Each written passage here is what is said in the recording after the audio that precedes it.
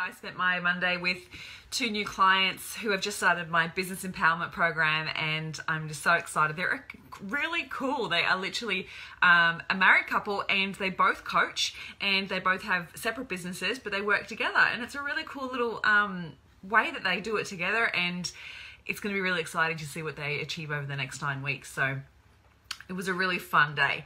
I hope everyone else has had an awesome start to their week and are prepared to start thinking about their pricing and their packages if they haven't already. And I hope tonight opens up a little bit of an avenue of what you could possibly change to increase your prices, or we'd even look at a better way to package them for the best result for your client. So the first thing I want you to consider, we're going to go through packages first, because obviously we need to work out what your packages are so that you know how to charge for them. So when you're trying to work out what your offerings are, what do you consider? I would suggest considering things like this. What type of impact do you want to create with your client?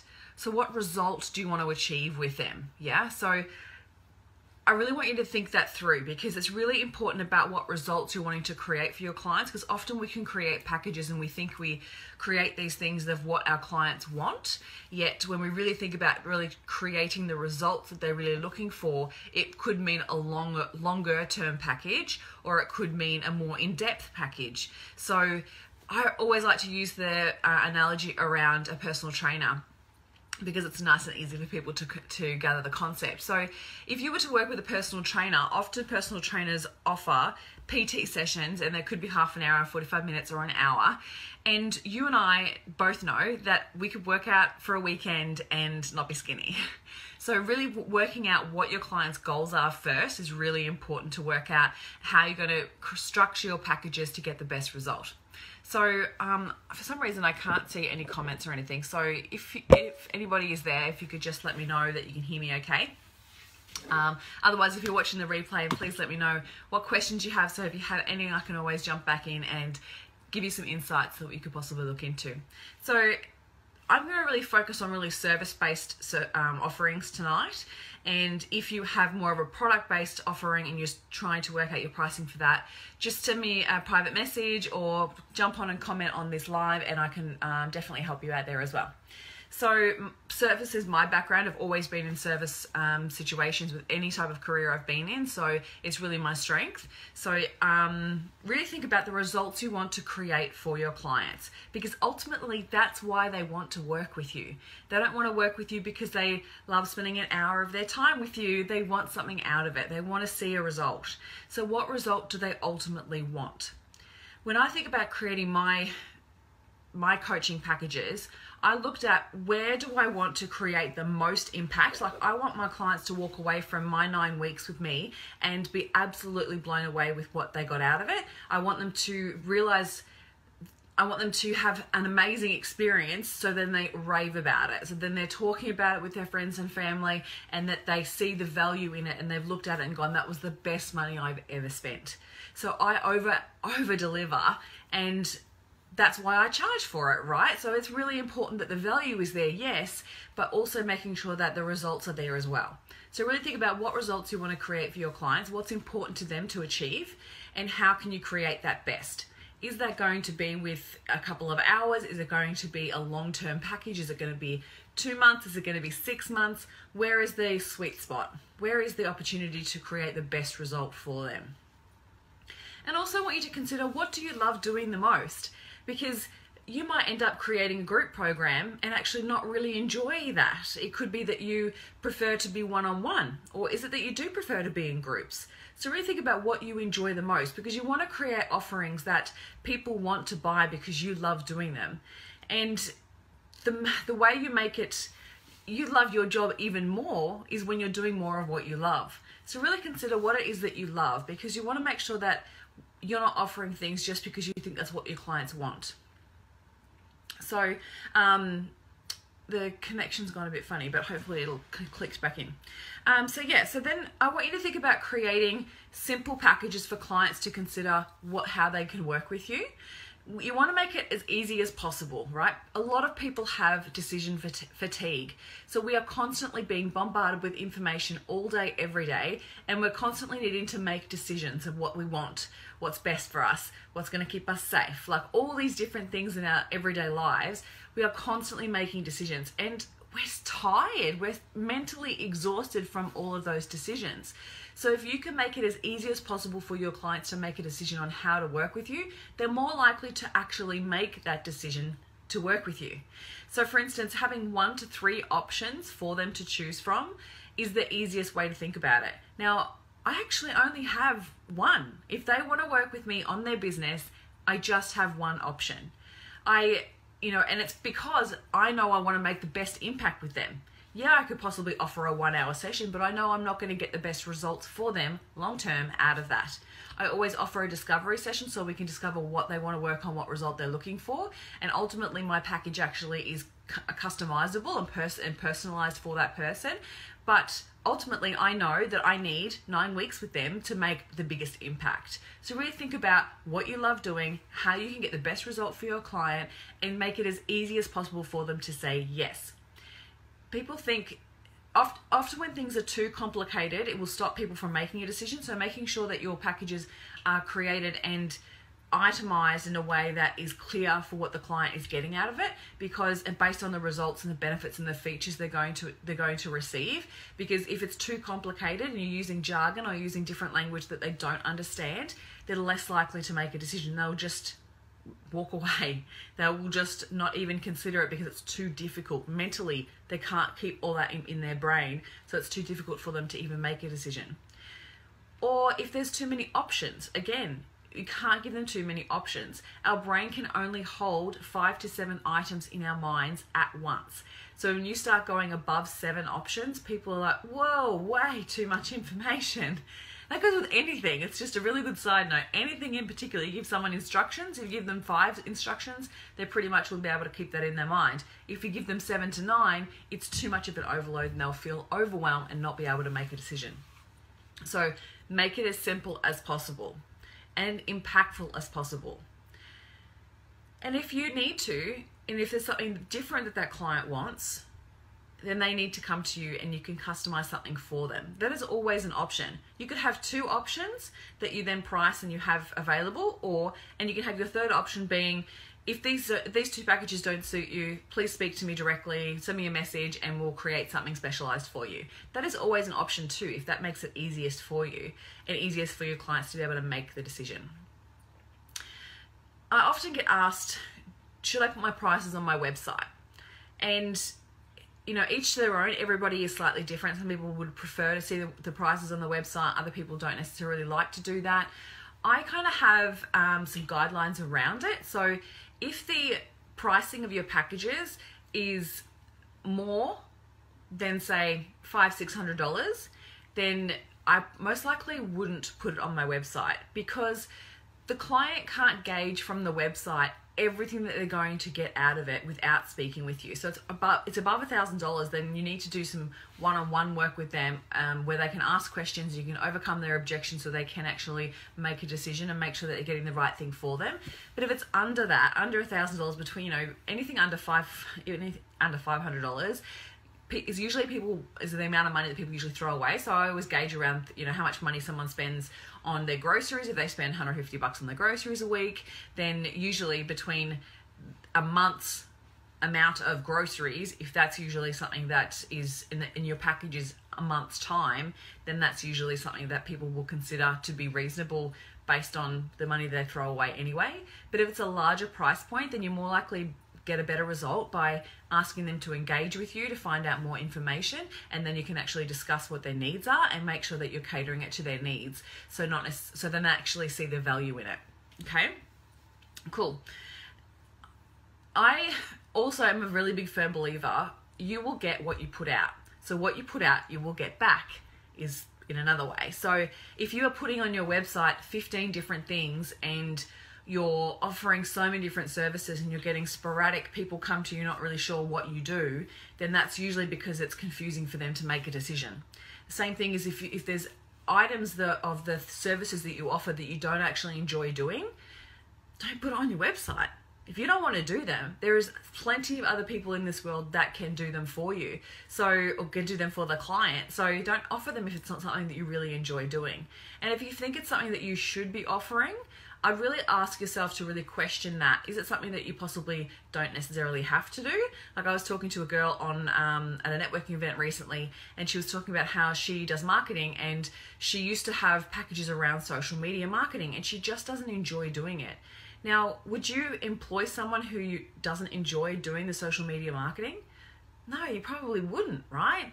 Because if you don't enjoy it, you want someone to actually be passionate about doing it so it's done well.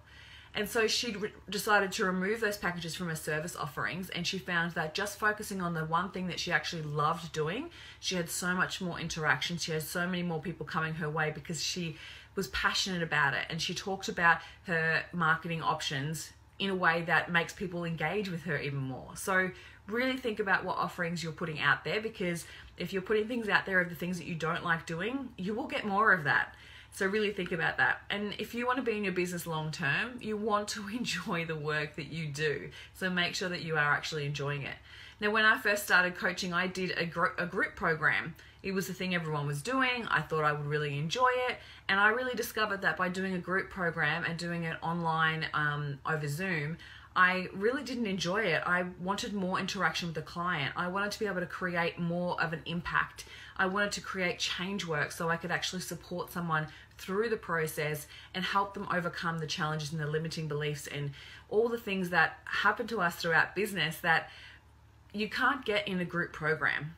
And so even though I thought that's what I wanted, I went out there and I tried it. And after I think it was 7 weeks I did back then, I hated it. I didn't hate it, but I really didn't enjoy it because I didn't see the shifts. I didn't see the one-on-one opportunity to actually really delve into what was going on for the person to be able to really overcome their challenges. So really think about that. Alrighty, so pricing. Let's get on to pricing. So what is the value of what you offer? You need to factor in a few different things here. You need to factor in 1, your expertise, 2, your experience, and that could be not just the experience. So if you're fresh and you're brand new in your business, it could be your experience previously. So even if you've been working for somebody else doing what you do, it's something where if you've had the experience getting results, that is worthwhile and valuable. If it could be life experience, yeah, there's so many things to consider. What experience, what gives you the ability to offer great value to a client, and what study and education it took for you to actually get where you are today. So really consider those things before going into creating your pricing around your packaging. Then I want you to consider, if you were to separate each part of your package and give it a value, give it a dollar figure of what the valuable actual outcome would be for the client. So not for you, for the client. So break it right down, and what would it be? At what value would it sit? To be, if someone went out there and actually had to pay for it separately on its own little thing, what would that mean to the client? How much value would be there? And really think about, then go to the next level and think, what's the result that I create and how much impact will that make for someone's life, and where's the value there? What's the value that they can get out of it? Because that's where your pricing structure needs to begin from. Because if you don't value what you do, and I talked about this in the live last week, you must value what you do and believe in it 100% before anybody else will believe in it. And when you start to value what you do, sometimes often we can have a lot of self-doubt and challenge ourselves mentally before we even put it out there, and we judge ourselves and we compare ourselves and all of those nasty things that we do in our minds. But really, when you break it down and consider, put it all on paper, write it all down, everything that you would bring to that client offering, and really consider the value that impact that would make to someone else. Because sometimes it takes that ability to write it right down and go, wow, I really do bring a lot. There is so much that I cover in my 9-week program that I have been getting universal nudges in the last couple of weeks that it's time to put my prices up.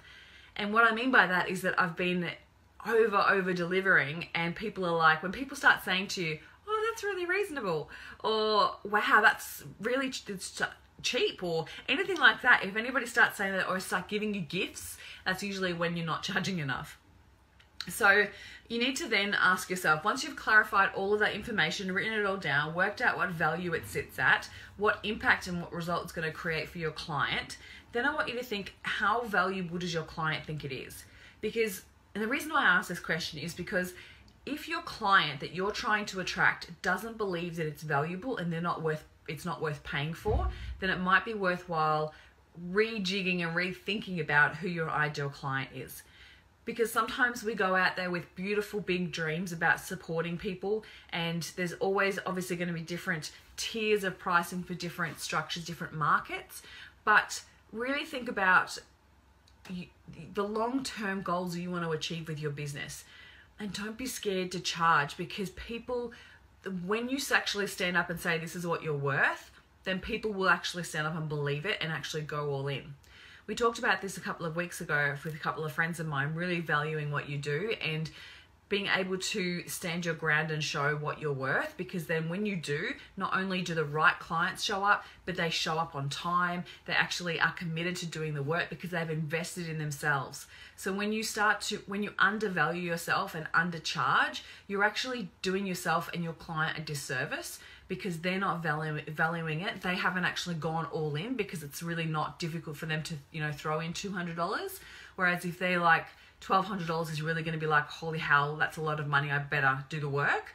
Or maybe it's $5,000 that, really think about the market that you're tapping into. Because if your ideal client likes real luxurious things, like the best of everything, and they spend good money on things for comforts of life, then if they came to you and want a coaching program, for instance, or a PT program or anything like that, and your program was $200, they're going to look at it and go, oh, that's not really worth it, because they see the value in paying for good things.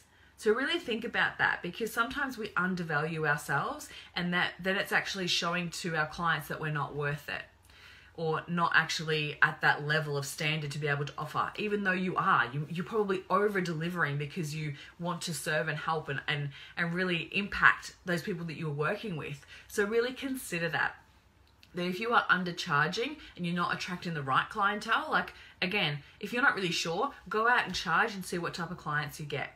Because you'll find you'll get different universal nudges where you'll have one client that, like, I remember back like year before, like the beginning of last year, I was charging $137 for a session for clients, and it was doing personal coaching.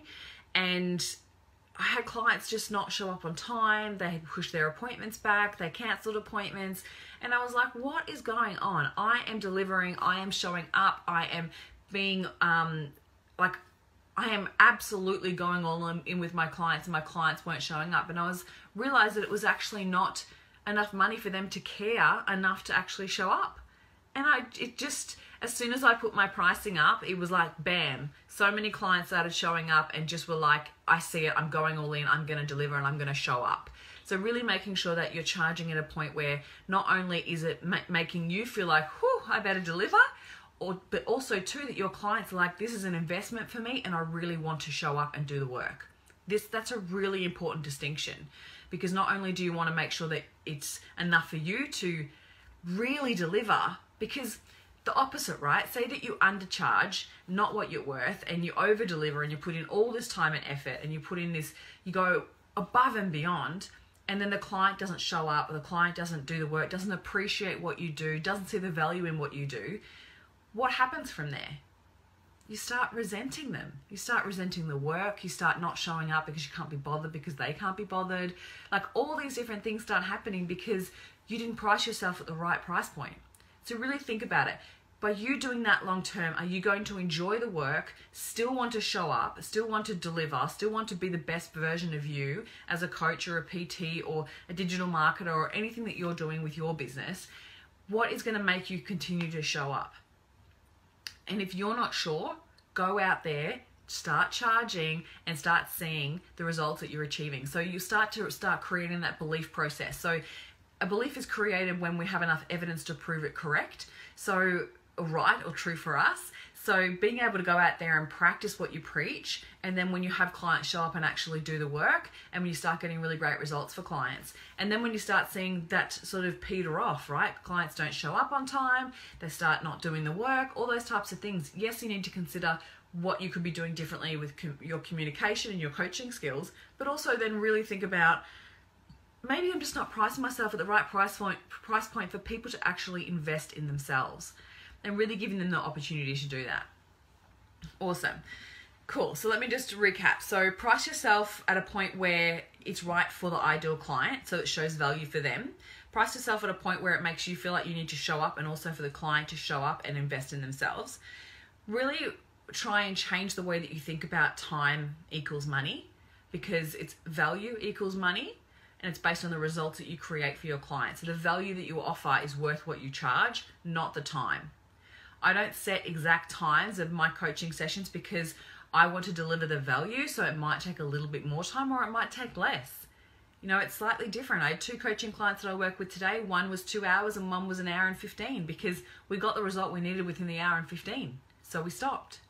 So really think about trying to eradicate that from your mind, that it's not about time, it's actually about value. And then go back to your ideal client and reconsider, are they going to pay what you charge?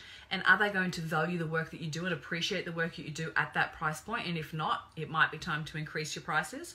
And if you feel like it's something where you have existing clientele and you're really struggling to think about how you can increase your prices, really trying to work out where you want to be compared to where you are, and then go, okay, so what small increments can I make that will actually eventually get there? Hi, Nicolene. Oh my God, so good to see you. So yeah, really consider your pricing at that point where you know that you can deliver and deliver the results at a really great price point, but also that you're attracting the right clientele. It's really important that the price is at the point where it scares you enough for you to show up and deliver, but also too that it's not low enough that you resent it.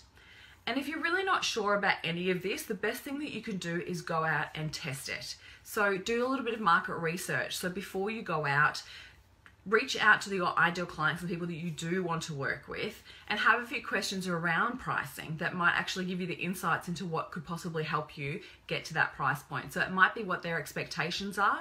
It might be what the time frame would be that they'd need the result to be created. It might be what they look at as valuable. So really look at what possibly you could do to market research that. And you know, a little bit of market research would be put it out to the market and see if people buy it, and see if people actually buy it, and then decide from there, do you need to put your pricing up because you're attracting the wrong clientele, or slightly put it down. I'm not an advocate for putting it down, but you know, we've got to work out what works for you, what works best. And just continue to go out and do the work.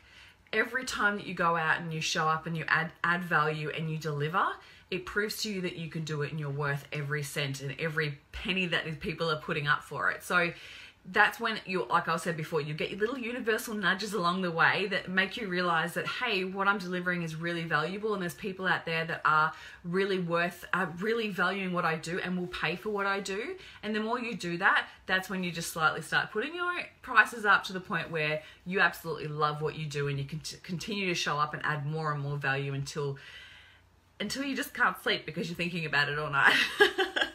So really think about that. So I really hope tonight's session on pricing and packaging, if you have any questions at all, please put it in the comments and I'm more than happy to answer those for you.